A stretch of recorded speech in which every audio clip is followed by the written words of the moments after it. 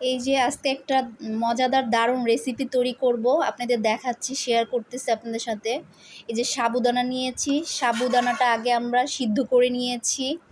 সিদ্ধ করে তারপরে প্রায় 1 ঘন্টার মতো ফ্রিজে নর্মালে রেখে দিয়েছি। নর্মালে রাখার পরে এই যে দেখেন এরকম খণ্ড খণ্ড হয়ে গেছে, এরকম হয়ে যাবে, হ্যাঁ জেলির মতো হয়ে যাবে। এগুলো দিয়ে দিচ্ছি। তারপর এখানে আম কুচি নিয়েছি, এটা সাবুদানার ফালুদা বলে। আম কুচি নিয়েছি, এখানে দুধ নিয়েছি, আবার লিকুইড দুধ আসছে, গুঁড়া দুধটাও দিব, গুঁড়া দুধও নিয়েছি ঘন হওয়ার জন্য, টেস্ট বাড়ানোর জন্য। আর এখানে কয়টা আম নিয়েছি, এটাকে একদম করব, মানে ঝোল টাইপের পেস্ট করব, মেখে এটাকে একদম পেস্ট করে নিব। এই যে দেখাচ্ছি আমি, এই যে সাবুদানাগুলো দিয়ে দিলাম। এখন এটার মধ্যে দুধ ঢেলে দিচ্ছি, লিকুইড দুধটা। চলবে আর না, হয়েছে।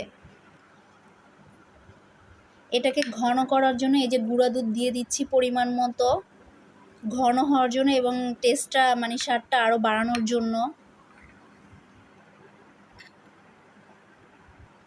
এই যে এটার ভিতরে আম কুচি দিয়ে দিচ্ছি, আম যেগুলো কুচানো করা হয়ে গেছে, সবগুলো লাগবে না একসাথে, বাকিটা থাক কালকে।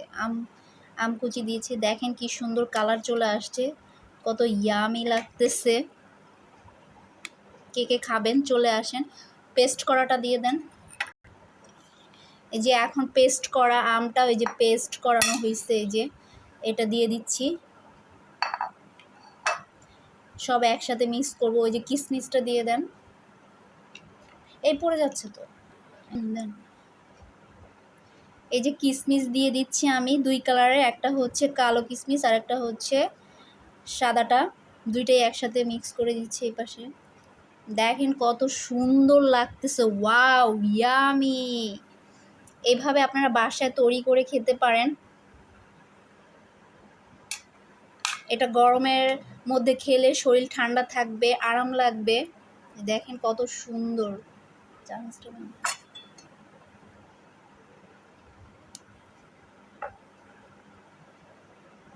আমি একটু টেস্ট করব, দেখি কেমন হয়েছে। ওয়াও, অনেক মজা, আপনারা বাসায় ট্রাই করে দেখতে পারেন। অনেক ইয়ামি হয়েছে, অনেক টেস্ট।